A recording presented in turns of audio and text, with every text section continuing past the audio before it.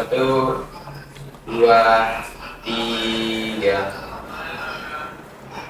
Terima kasih teman-teman yang telah menonton podcast sebelumnya berkaitan dengan apa yang kemudian hari ini terjadi di Pulau Kangean, utamanya survei seismik. Dan saya kemarin sempat mendapatkan salah satu komentar merespon terkait dengan apa yang kemudian terjadi hari ini. Beliau ingin saya mengundang salah satu lulusan geofisika, artinya punya basis keilmuan di situ. Dan di depan teman-teman semuanya, di depan penonton seluruh Indonesia, beliau sudah ada bersama kita. Selamat datang Pak Mul. Ya, terima kasih. Mungkin sebelum itu Pak Mul, mungkin sampean cerita sedikit dulu latar belakang sampean itu apa sih sebenarnya gitu. Ya, baik. Sebelumnya saya ucapkan terima kasih sudah mengundang saya untuk melakukan podcast ini. Mungkin sedikit mengenai background saya. Jadi perkenalkan mungkin sebelumnya mungkin buat yang belum kenal. Jadi nama saya Mulyadi.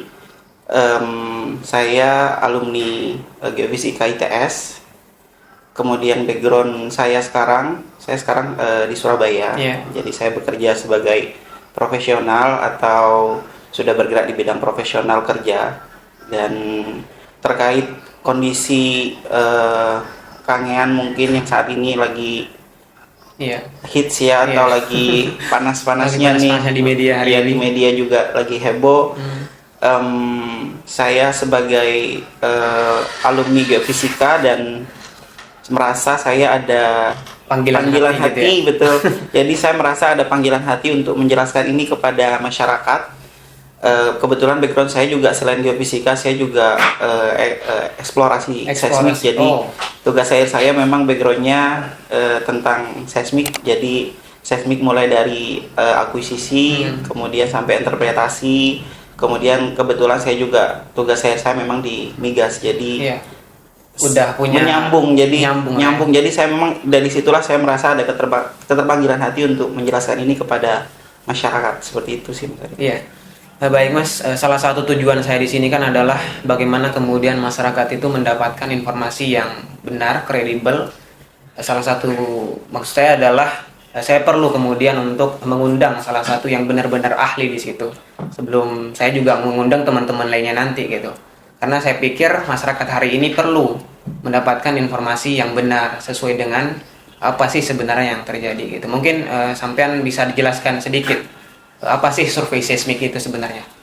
Baik. Jadi survei seismik itu sebagai saya jelaskan ada dua, maksudnya saya jelaskan secara basic sama mungkin lebih kompleks gitu ya. Jadi kalau sederhananya mungkin ini buat masyarakat. Jadi kalau buat masyarakat ini secara sederhananya survei seismik itu adalah kita orang geofisika dan geologi itu melakukan namanya menginterpretasi bawah permukaan bumi.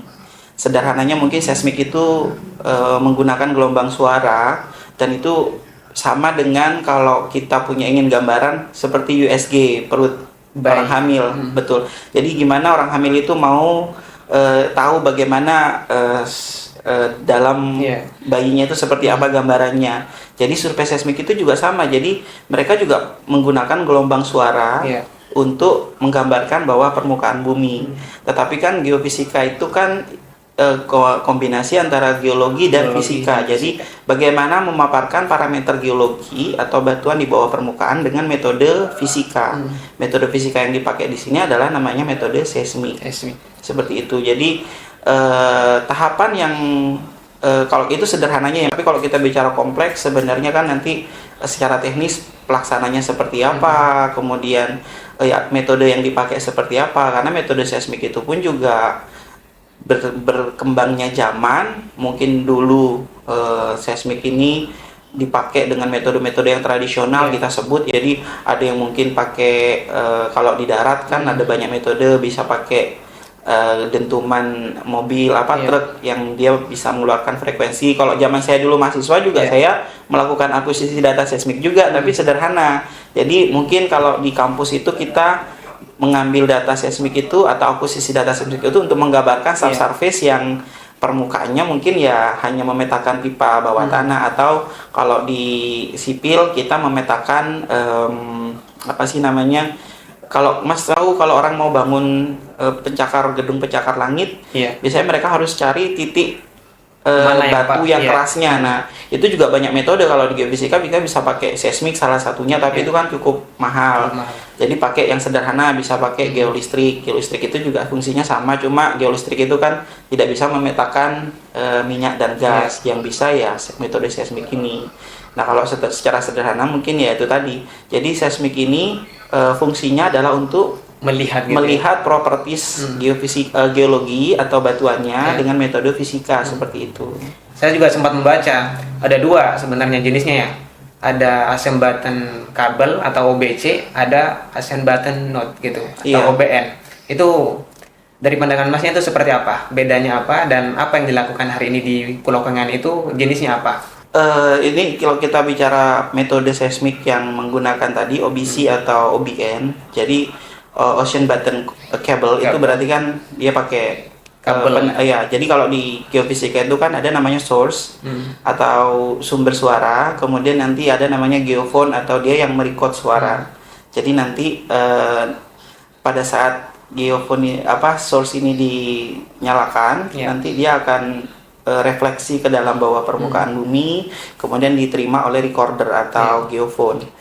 Nah, cuma mungkin di sini yang membedakan adalah geophone ini kalau OBC itu masih pakai kabel. Jadi antara masing-masing geophone itu kan diletakkan bukan hanya satu, tapi ada beberapa yang diletakkan.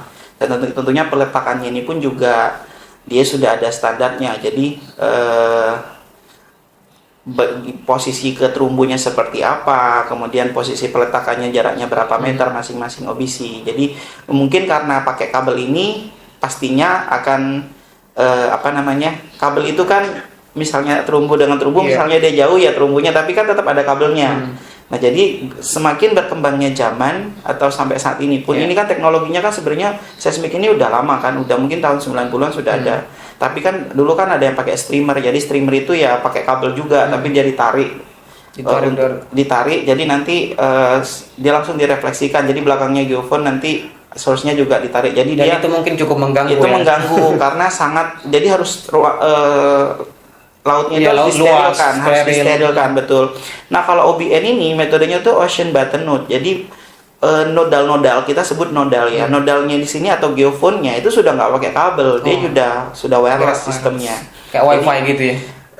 Betul. Jadi dia sudah bentuknya wireless. Nanti posisi peletakan nodalnya ini juga sudah tidak pakai kabel antar nodal atau antar titik geophone-nya. Jadi dia posisinya sudah tidak ada kabel yang cross ke atau menyimpang ke mungkin ada terumbu atau ini. Dia posisinya benar-benar sudah tidak ada pakai kabel. Dan ini mungkin salah satu metode tercanggih saat ini. Jadi nanti setelah akuisisi data seismik itu diambil, nanti geophone ini akan di-download datanya. Nah, ini masih proses akuisisi namanya. Jadi kalau kita sebut OBC sama OBN ini kan mereka yang punya teknologi seismik itu kan berlomba-lomba bagaimana supaya yang mereka hadapi adalah bukan cuma kepentingan perusahaan, tetapi mereka juga sempat mungkin ya ada komplain dari masyarakat mengenai teknologi ini harusnya bisa lebih ramah lingkungan gitu. Nah, OBN ini adalah solusi dari teknologi-teknologi yang memang semakin maju itu sudah lebih lebih memperhatikan bagaimana supaya dampak ke lingkungannya itu sudah semakin minim gitu. Jadi termasuk OBN ini merupakan metode yang sudah benar-benar canggih dan dampak ke lingkungannya juga sudah minim sekali. Dan itu juga akhirnya perusahaan-perusahaan yang menjual alat ini pun juga mereka banyak yang tertarik untuk menggunakan metode ini karena metode ini bisa disebut dengan ramah lingkungan gitu. Jadi even sampai bahkan nelayan itu masih bisa melaut karena tidak ada sama sekali kabel di situ. Dan itu ada. yang akan digunakan di Pulau Kangean nanti. Iya, itu yang akan digunakan. Kalau yang akan digunakan itu memang metodenya itu. Maksudnya kalau bilang akan atau apapun, saya tidak tahu apakah ini prosesnya sudah jalan atau proses ini masih belum jalan. Tapi itu sudah state di yang sudah saya dapat infonya juga ya. Jadi bahwa memang metodenya itu dipakai OBN dan itu metode yang saat ini memang sangat ramah lingkungan. Bahkan nelayan pun masih bisa untuk melaut karena mungkin akuisisi data seismik di laut itu tantangannya adalah selain terumbu kan juga nelayan ya. Jadi jangan sampai ya, saya juga sebagai masyarakat Kangean, saya juga meskipun saya tidak hidup di Kangean tapi saya juga cinta alam Kangean. Sumber penghasilan masyarakat ya mengenai ikan. Omega 3-nya tinggi, ikan itu yang menyebabkan masyarakat itu bisa cerdas dan kepulauan ya, signature kita ya. Kepulauan itu ya ikan gitu. Jadi ikan ini dengan metode OBN di offshore ini itu memang yang sudah sangat canggih, dan itu nelayan tidak ada namanya nelayan tidak bisa melaut. Nelayan masih bisa melaut. Oke, Mas. Ini kan yang mungkin dikhawatirkan oleh masyarakat ya.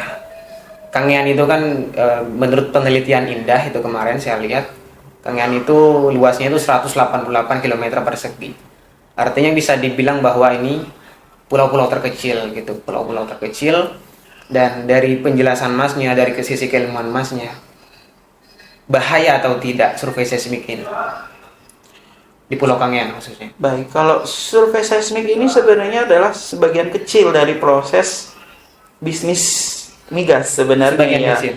Part kecil, maksudnya bukan part kecil itu dalam artian ini kan adalah salah satu studi atau untuk kalau kita sebut di perusahaan migas itu kan ada namanya tim GNG. GNG ini tidak hanya bekerja pada saat eksplorasi, tetapi juga mereka itu akan selalu memonitoring volume yang ada di bawah permukaan bumi. Jadi kalau kita sebut bahwa metode terkait eksplorasi atau eksploitasi untuk seismik ini, saya pikir juga salah satu yang sangat ini kan masih survei. Kita sebut survei dan akuisisi ya. Jadi survei dan akuisisi ini fungsinya adalah untuk mencari cadangan ya. Kalau misalnya tidak ditemukan. Iya, kalau tidak ditemukan itu kan sebenarnya tahapannya sangat panjang sekali. Jadi dari tahap akuisisi ini itu kan masih ngambil data seismik mentah. Kita sebut seismik mentah. Karena apa? Karena seismik mentah ini nanti akan difilter lagi. Karena kan namanya kita gelombang suara gelombang suara itu kan pasti ada noise-nya itu juga nanti akan dihilangkan dulu, dibersihkan datanya dari noise. Jadi yang benar-benar real data properties bawah permukaan, dan tahapannya juga nanti masuk lagi ke interpretasi. Interpretasi itu nanti digambarkan lagi di bawahnya itu ini posisi ini tuh batuan apa, ini batuan apa, formasi apa. Nanti dari situ sebenarnya di mana sih posisi yang diinginkan atau posisi gasnya sebelah mana kandungannya. Jadi seismik ini tuh merupakan, saya pikir di tahap eksplorasi kita sebut eksplorasi. Jadi kalau eksplorasi seismik ini itu merupakan bagian kecil dari bisnis, dari tahap bisnis. Iya, bisnis migas, dan mereka itu kan punya kewajiban di dalam undang-undang migas bahwa kita sebut mereka wajib mencari cadangan-cadangan baru. Karena cadangan baru ini adalah ya sama seperti Mas zaman dulu ya, kita punya lumbung padi. Kita sebut dengan perusahaan migas ini kan punya sama pemerintah itu kan adalah menjaga ketahanan energi nasional. Iya kan? Kita sebut energi nasional. Jadi untuk kita bisa disebut dengan ketahanan energi nasionalnya bagus, ya kita harus punya cadangan-cadangan yang baru. Cadangan-cadangan ini yang memastikan bahwa keberlanjutan energi, kemudian gimana supaya energi ini tidak langka di masyarakat sehingga nanti bisa berefek ke ekonomi kan gitu. Jadi kalau kita sebut tadi bahwa survei seismik ini mereka punya tanggung jawab, seluruh perusahaan migas yang ada di Indonesia mereka wajib untuk melakukan pencarian cadangan-cadangan baru untuk memastikan bahwa kita punya ketahanan energi. Sama seperti rumah lah, kita di rumah kalau kita tidak punya cadangan-cadangan makanan, atau mungkin di sebuah desa dia tidak punya cadangan lumbung padi, mereka kan juga pasti ketahanan energinya kan ada kekhawatiran nanti. Mereka harus bagaimana supaya kebutuhan makanan mereka bisa tercukupi, yaitu tadi kepastian ketahanan energi dengan adanya cadangan baru. Jadi kalau sebenarnya metode seismik itu kita tidak bisa seluruh metode itu sudah berpengalaman Mas. Mungkin sudah itu juga bukan metode baru untuk artinya udah ada ujian itu udah diuji gitu. Diuji secara internasional ya. Betul. OBN itu juga sudah dipakai di beberapa negara dan itu ya sudah pasti bisa dipakai. Sekarang kalau kita bisa mencari cadangan baru atau dari tahapan eksplorasi kan kita sudah tahu nih cadangannya berapa. Kemudian eksplorasi ini pun juga fungsinya memang mencari cadangan baru, apakah dia layak untuk ke eksploitasi? Itu kan sebenarnya tahapannya Panjang sekali. Lihat sampai 6 sampai 7 tahun gitu. Betul, mungkin bisa jadi tergantung dari bagaimana kondisi bawah permukaan ini. Apakah dia ada challenge enggak? Kalau di Kangean ini kan batuannya itu kan batuan karbonat ya. Karbonat itu kan bisa dibilang termasuk salah satu batuan yang agak sulit untuk dipetakan di bawah permukaan karena pori-porinya itu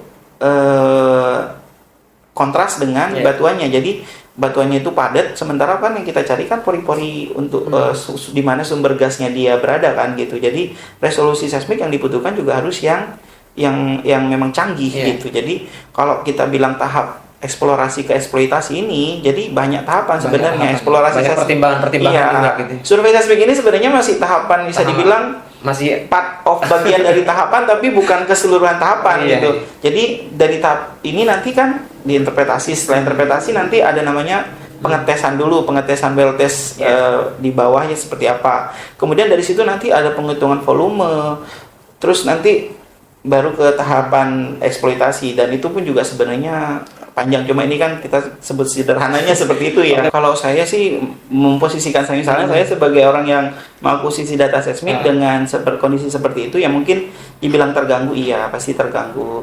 Mungkin mereka punya timeline itu yang seharusnya bisa selesai 20 hari biasanya mungkin berapa bulan, akhirnya bisa lebih panjang gitu. Cuma kalau secara secara teknis pengambilan data itu sebenarnya nggak ada terganggu, cuma maksudnya selama bisa dilakukan. Tapi kalau misalnya dalam pelaksanaannya ada hambatan-hambatan, ya mungkin pekerjaannya jadi lebih lama sih. Jadi intinya apa yang dilakukan itu aman Mas ya? Ini yang perlu mungkin masyarakat ketahui ya? Aman banget. Maksud saya, dan di survei seismik itu kan sebenarnya tahapan sebelumnya kan mereka pasti sudah berizin ya. Jadi berizin dari sisi lingkungan, mereka punya dokumen lingkungan. Dokumen lingkungan juga kalau di tahap survei seismik ini masih dokumen UKL-UPL. Dan dokumen UKL-UPL itu masih dokumen yang istilahnya itu memang tidak ada dampak signifikan terhadap kelangsungan hidup. Karena jadi kalau Masnya tahu mungkin dokumen itu kan ada beberapa ya. Ada AMDAL ada. Jadi AMDAL itu yang mungkin sudah berefek kepada kelangsungan keberlanjutan hidup masyarakat, lingkungan juga. Tapi kalau masih survei seismik itu kan dokumen yang dipegang juga masih dokumen UKL-UPL, dan itu kan hanya tidak ada signifikan terhadap dampak lingkungan. Dan itu mereka pastinya sudah berizin, dan pada saat survei seismik pun kan kita bisa lihat terumbunya seperti apa before ya kita sebut. Mereka kan juga ada kamera di bawah tanah juga, maksudnya di bawah laut ya, untuk menggambarkan terumbunya sebelum dan setelah. Ada nggak perbedaannya? Kalau misalnya, makanya saya juga sebagai masyarakat Kangean terkait penolakan ini untuk di tahap ini ya Mas, kita sebut di tahap eksplorasi. Saya sebagai orang yang backgroundnya sebagai geofisika, saya mempertanyakan sebenarnya yang ditolak ini tuh apa. Kalau misalnya dampak lingkungan, memang survei seismik ini dampak lingkungannya kan tidak signifikan sekali gitu loh. Masyarakat kok mereka bisa melaut, terumbu karang juga masih dalam kondisi bagus. Masnya sebagai orang asli Pulau Kangean, kemudian ini kan dilakukan tahap eksplorasi dan mungkin akan dilanjutkan misalnya nanti tahap eksploitasi. Sebagai orang Kangean, rela nggak Masnya Pulau Kangean yang disebut dengan kaya migas hanya dijadikan bahan eksploitasi gitu, tanpa benar-benar memberikan signifikan terhadap masyarakat, dan atau sampean punya harapan untuk ini? Jadi kalau saya sendiri Mas, sebagai masyarakat Kangean sebenarnya melihat kondisi, saya orangnya nggak bisa berpikir secara mendahului takdir ya. Apakah ini, background saya juga geofisika, saya tidak bisa bilang ini akan dieksploitasi gitu. Jadi confident-nya terhadap data yang tahap eksploitasi itu, saya pribadi sebagai geofisika saya nggak ada confident-nya, karena maksudnya saya nggak bisa punya keyakinan bahwa ini akan dieksploitasi. Nggak punya ukuran. Kalau mereka berteriak-teriak, nanti pasti akan ke tahap eksploitasi. Keilmuan saya tidak bisa menjawab bahwa ini akan dieksploitasi, karena itu tahapannya sangat kompleks ya, maksudnya itu sangat panjang, dan mereka juga sangat berhati-hati. Jadi survei saya sebagai masyarakat Kangean, kalau bisa dibilang setuju nggak dengan seperti ini? Iya. Saya orangnya kembali ke background masing-masing ya Mas. Saya orangnya itu ya punya lebih open mind sebenarnya. Saya juga tidak pro dengan perusahaan yang tidak bisa mensejahterakan masyarakat. Saya juga tidak menolak kalau ternyata ini memang bisa berdampak positif kepada masyarakat seperti itu. Circle pertemanan saya di perusahaan sekarang, saya kan kerja di perusahaan asing. Jadi mereka yang kerjanya itu ya profesional. Jadi kalau misalnya memang ini masih on prosedur atau ini masih dalam secara prosedur secara prosedur masih sesuai. Kita kan sebagai masyarakat itu kan adalah korektor ya kita sebut. Mereka masih on prosedur secara tahapan eksplorasi. Kalau saya pribadi sebagai masyarakat Kangean, ini saya pribadi ya. Jadi mungkin di masyarakat itu sudah ada pemikiran positif dengan harapan ya.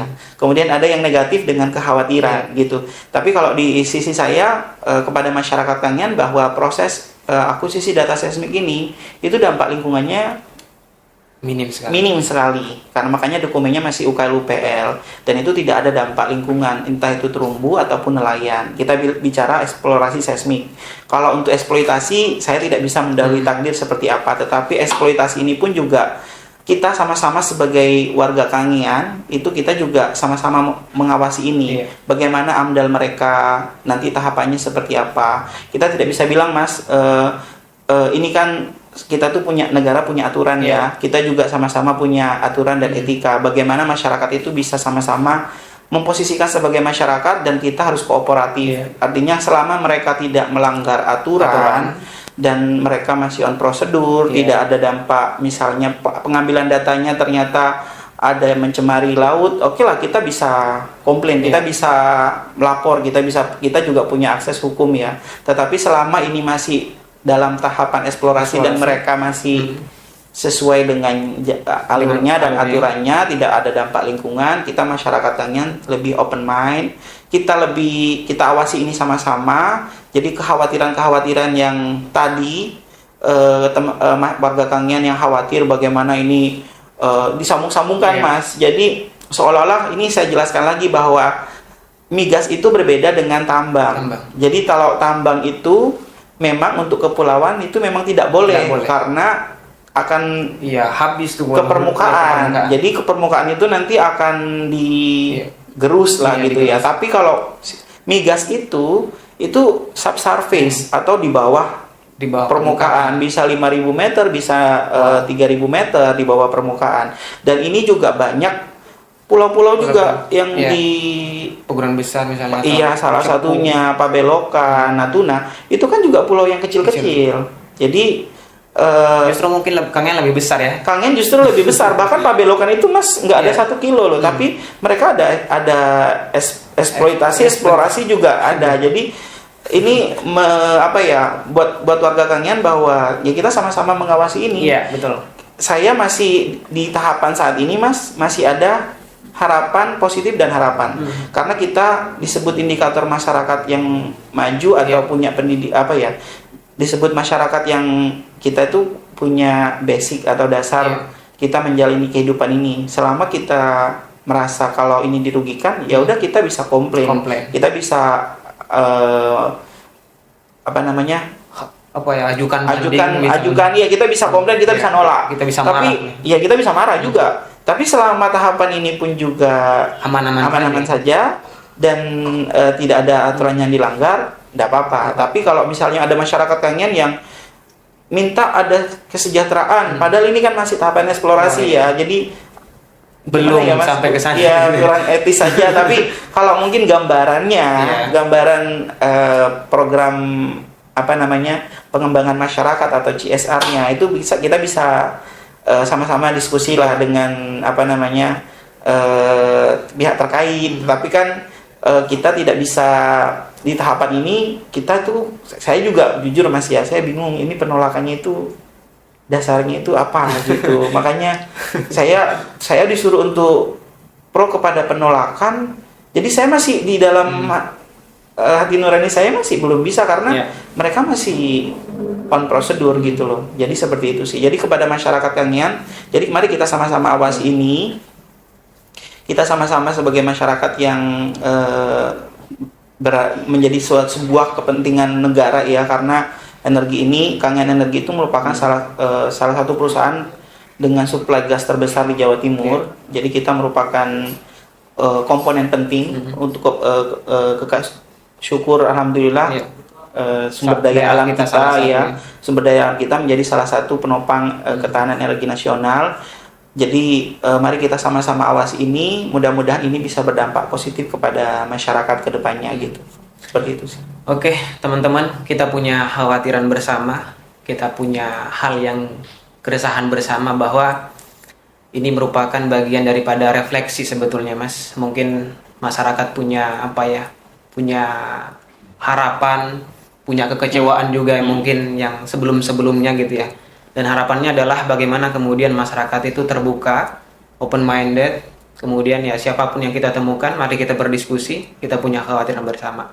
Dan buat teman-teman semuanya, buat teman-teman yang pengen juga kita hadirkan ke sini untuk menjelaskan keluh kesahnya dan sebagainya, kita cukup terbuka. Dan mungkin saya pikir ke depannya kita perlu ada diskusi bersama sih, Mas ya. Boleh, mungkin ya yang perwakilan masyarakat bisa, Mas. Boleh. Kita sebagai masyarakat itu ya terutama seluruh elemen ya, mulai dari mungkin mahasiswa bisa mengambil peran mempelajari ini secara lebih dalam, bagaimana nanti dampaknya kepada mereka kan juga mau lulus, bagaimana masa depan mereka, bagaimana kepulauan ini ke depannya. Jadi mimpi kita mengenai Kepulauan Kangean yang memang kondisinya saat ini, Mas. Jadi kita kan Kepulauan Kangean itu kita sebut sebagai pulau yang kita independen, maksudnya bukan independen secara ini, tetapi kemajuan itu kita yang buat gitu. Jadi kita memang pulau yang jauh dari jangkauan kabupaten ya. Jadi tapi alhamdulillahnya kita menjadi bagian terpenting bukan hanya kabupaten tapi Jawa Timur. Secara nasional bahkan. Mungkin yang saya perlu jelaskan gini, kenapa kok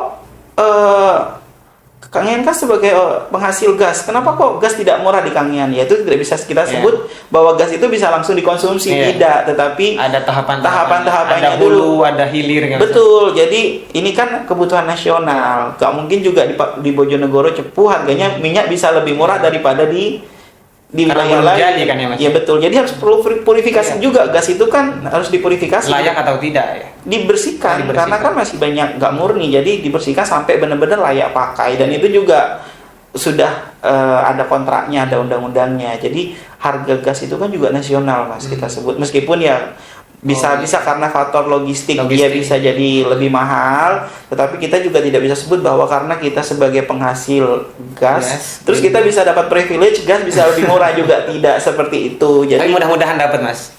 Mudah-mudahan aja. Tidak seperti itu. Mungkin yang bisa kita ini kan sih, harapan saya sih listrik di Kangean. Jadi listrik di Kangean itu kan harapannya bisa pakai metode gas ya. Karena kan nanti bisa pakai turbin pembakarannya bisa pakai gas. Jadi bisa lebih itu mungkin lebih menyeluruh. Tapi kalau untuk gas yang dikonsumsi masyarakat yang melon atau yang yang bentuk tabung, itu kan sudah dalam proses harga nasional dan perlu dipurifikasi dan dipackage kan ya, dibentuk tabung gitu. Jadi harganya memang sudah nasional. Mungkin ya ke Kangean harganya bisa lebih mahal karena biaya pengirimannya. Harapan saya sih mungkin kedepannya bukan hanya listrik, tetapi kita sebagai warga kepulauan itu kebutuhan utama kita yang mempengaruhi harga bahan pokok adalah kapal. Jadi kapal ini mudah-mudahan juga bisa lebih baik. Jadi bisa lebih lancar sehingga suplai masyarakat jalan. Betul. Jadi suplai kebutuhan masyarakat itu bisa lebih sama lah dengan harga di daratan ya. Gitu, seperti itu sih, Mas. Aku jadi teringat apa yang disampaikan oleh Adam Grant bahwa keyakinan seharusnya tidak mendahului apa yang harus kita yakini gitu. Artinya sebagai manusia kita harus betul-betul mencari data yang kredibel sesuai dengan fakta gitu, yang bisa dipertanggungjawabkan. Terima kasih teman-teman, mungkin itu aja. See you.